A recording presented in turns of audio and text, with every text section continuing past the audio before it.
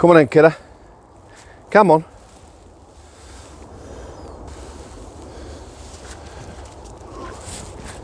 It's cold, I'll tell thee. How do? On a lighter note from yesterday. A few messages from people. Yeah, that guy got under my skin. I've done now, put to bed. So I'm going to tell a funny story today. Yeah, because it weren't all serious. However, this isn't that funny. You'll know what I mean. So we've all been in them situations. Come on, Steve-O. At school, me used to get in trouble laughing, you know, when you shouldn't. Terrible me. I think it was adrenaline. I don't know whether some people produce more adrenaline than others, but me, in nervous situations, when you shouldn't be laughing, I would laugh and inevitably get in trouble. It happened in the prison service sometimes. You know, people would be like, what are you laughing at? Well, nothing really. So today, let's get on with it, shall we? It's a funeral escort. Talked about a funeral escort before. This one, very different.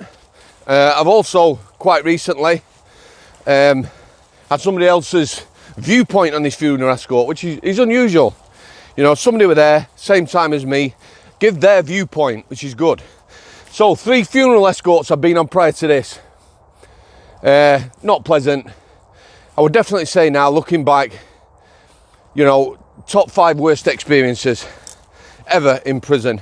You imagine family funeral, you get someone there who, it's very difficult to say this without pigeonholing, but just someone who will say well known and not liked anywhere.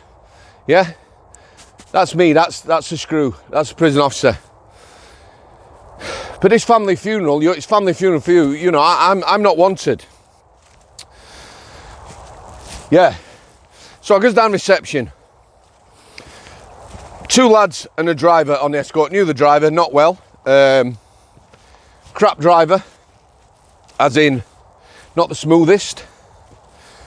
Jerky Bob, I think they called him. Something to do with his gear changing and nothing to do with masturbation, shall we say. Can I say that? I've said it now. Yeah, so let me tell you about the 2 guys, because this is why it's funny for me. First of all, I've seen the prisoner. He's in a holding cell. Me and him go back away to Forest Bank. Didn't get on, never got on. Probably one of the 5-10% of prisoners who don't like you. They more or less get on with the jail, but don't want to talk to you unless they really have to. And if you see them on the out, you know, you would see lads. I would see lads in Manchester, Salford.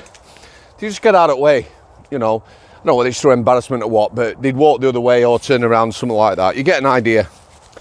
So the IC in charge of the escort, he worked regular externals group. The externals group at Strangeways was staff, and their job primarily. What are you looking at, you? Eh? You want your ball? Sit. Good lad. Don't lose it. Go on. Primarily, yeah, was escorts, outside escorts. They'd be court escorts, hospital escorts and the like. Funeral escorts, very rare. It's about a security risk. And, you know, modern times now, a lot of sad stories. People declined, and it's got to be close. It's mum, dad, siblings, that sort of thing. You know, great aunt, granny who brought you up. No way. Not me saying that. You're one lad, you know, whose granny has brought him up since he was 6-month-old. Her funeral, not allowed to go. Sad. Anyway, that's what they did. So this lad, we'll call him H. Funny, I liked him. Somewhere between a lover and a fighter, yeah. He looked funny. If you saw him out, you wouldn't think he was a prison officer, but he was good. He got good skills, good interpersonal skills, knew his stuff, and I got on with him. So that's a bonus. Anything going outside the prison anywhere, escorts, getting on with the staff you're going with, that's a bonus. The other lad who were there, Stu. Let's call him Stu. Not the stew that you have with dumplings and dip bread and butter in, yeah? Just so you know. Anyway, Stu. Lover, definitely not a fighter. Again, always got on with him. Some people didn't like him. Could be a funny guy, but one of them who, even though he'd been at job a long time, his naivety could get you in trouble. You know, he'd misread someone or misread a situation, said a wrong thing, and you'd end up in a scrap or something like that. But again, so there's two lads alike. The driver, you know, he's just there to drive, really. He sits in the van after our own transport and then brings us back home. Yeah, so we have to strip search the lad. High security jail, all high security jails, and a lot of Cat B locals, full strip search, entering and leaving the jail. Not good, but you know, it is what it is. So we didn't speak. I just, you know, nodded my head at this lad, smiled. It's his dad's funeral we're going to. So the fact that me and him didn't get on and never got on, I'm not going to be an arse with him, not a chance. Anyway, we get on the van. Oh, important bit this. So Stu and dumplings, when I get there, seniority sometimes comes into play on escorts. Yeah, so the funny lad H has been in the job a good while. Stu has been in the job a good while. Me, not so long. Yeah, so Stu says to me, "You're on cuffs, Sammy," which means I'm cuffed to the prisoner. Not the best place to be at a funeral. However, you know, it is what it is. So H says to him, no, you're on cuffs. So Stu says to H, "I've got seniority." He said, "No, what to do with that?" He said, "It's going to be a bit dodgy, I think. We've had intel. He's bigger than you. Yeah, I want him off the cuffs. It's going to kick off. I want him off the cuffs." Fair dues. Stu's not happy, but you know, it is what it is. I went arse either way, so he sets off. Nothing said, very quiet, respectful really. We're taking a lad to his funeral. Irrespective of what he is in prison, he's going to his funeral. Somewhere in Salford. Somebody tell me. Although I lived in Manchester, I don't know, 18, 20 years, I don't know the cemeteries or whatever. This one, as you pull up, big semicircle, one entrance, big semicircle, there might be two entrances, and what looks like two chapels of rest, a bit apart, yeah? So we pulls up there. So H looks, and it was that look. There were hundreds of people, yeah? All eyes on us. I've been here before now, so I'm almost giggling. Not because it's funny, nervous, yeah? Anyway, these two distinct crowds. So we've pulled up at what I would call the bottom chapel, and we're getting out of the van. People are sort of staring, looking. I can't even tell you. You know, it is uncomfortable. It is uncomfortable. Stu, yeah, he is white. He's cuffed to the guy. He's white. H, somewhere pale, shall we say? Me, I'm trying not to laugh. Anyway, we get in church, chapel again. Oh, I forgot to tell you another bit that's not funny. These two crowds merged. It was one funeral party, so there was 100, maybe a couple hundred. To me, at the time, it seemed like 1,000. It wouldn't have made no difference. 200, 1,000. It was still terrifying, and not somewhere where I wanted to be at that time. But there you go. So when we goes in, Stu's in front with the lad. They sit down at a pew where I would have suggested being right at the back. We were almost at the back, but there were people stood behind me. So Stu's in front of me, sat down. I'm stood like some, you know, Billy Ten Men doorman with my prison uniform on. Lads and lasses maybe will relate to this. I was stood there. I expected getting a rabbit punch or, you know, someone spitting on me or something like that. It was uncomfortable. The service, not long. Again, might have been 5 minutes, might have been 5 hours. It seemed like 5 hours. H, I don't know where he was. I can't remember where he was in my field of vision till we get out. So he stands up to go out. So as he stands up to go out, you've seen it, at the front, they sort of peel out, everyone walks up, and then you peel out the pews. Again, you don't know where to look, don't know where to put your head. It would have been advisable to look at the floor, but again, you know, if I'm going to get one arrow or something like that, and it was on the cards, I'll tell you now it's tense, and I want to see where that punch is coming from. As we got into the pew, Stu looks at me, and again, this made me laugh. I'm not being disrespectful, I'm at the funeral. When I say it made me laugh, it did. It's making me laugh now, thinking about it, or giggle, or, you know, feel uncomfortable. Stu says to me, and looked at me, and bear in mind he's pale and he's white. One arm is cuffed to the prisoner. The prisoner's double cuffed. That's hands in front of him, double cuffed, and then a cuff from one of his wrists to Stu. Yeah. With the other arm, Stu gets hold of my arm, looks at me, you know, something like Bambi, you know, about to be killed or something like that, and says, "Sammy, don't leave me."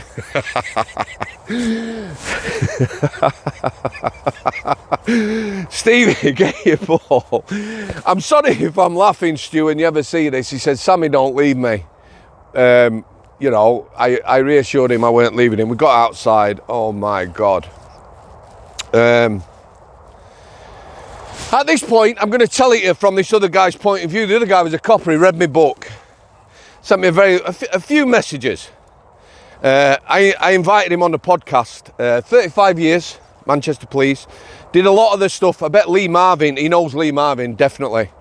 You know, they'd take over houses, you know, Moss Side, Salford, wherever, and they'd set up cameras, and they were doing all that sort of, that work, building cases on people, that sort of thing, investigations, you know, but you can get a feel of someone through messages, and this guy was a good guy. A lot of people hate on coppers. You could tell he was a good guy. So he's talking about the funeral, the podcast. He said, "I appreciate it." He says, 35 years now. He says, "Just want to get my head down, but thanks for the offer." So I'm going to tell you, we're outside now. So he says, at this point, we're filming you. We told coppers were there. We were told coppers will be there. Possibly could have been trouble. Why we were there? Because obviously it's a security risk, I don't know, but we were. He says, we were filming you. When you came outside, he says, we thoroughly expected it to kick off. Now, we were told coppers were filming, and if it got hostile, they would come and bail us out, you know. I don't know what I expected. Stand up out of the bushes, hold the cards up. Manchester Police, back off, that sort of thing. Yeah, he says, no, it weren't happening, kid. He says, I appreciate your situation. He says, I was almost giggling to myself filming you, but there's no way we were coming out there if it kicked off. We'd have got murdered. As it were, he says, I thought you were going to get murdered. And, you know, not in a jokey state. He thought you were going to kick off. He says, you know, you could taste the atmosphere. It were boiling.